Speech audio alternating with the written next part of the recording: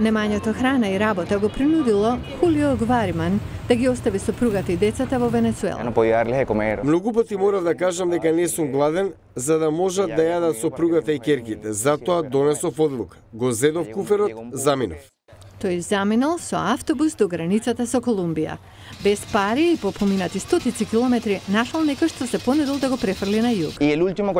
Последниот автобус заминуваше, возачот ме праша: "Каде одиш?" Му реков: "За Аргентина, но немам пари."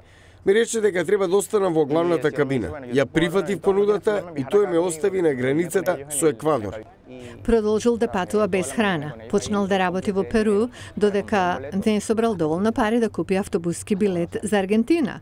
Гвариман вели дека по пристигнувањето во Буенос Ајрес работи долги часови со надеж дека наскоро ќе се обедини со своето семејство. Председателот Николас Мадуро на екзодусот одговори со тоа што ги охрабрува венецуелците да се вратат дома. Секој венецуелец кој отиде во странство поради лажни илузии и надеж за подобра иднина е добредојден да се врати во Венецуела.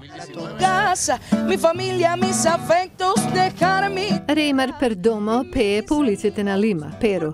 Таа заминала од Венецуела пред 6 месеци и пристигнала со автобус по околу една недела. На првиот телефонски повик до незината мајка и кажала колку храна може да најде во овдешните продавници.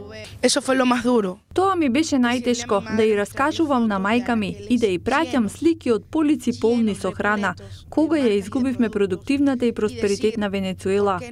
Реймар вели дека венецуелците кои заминуваат мора да бидат подготвени да го заборават животот што некогаш го имале и да бидат решени да почнат нов.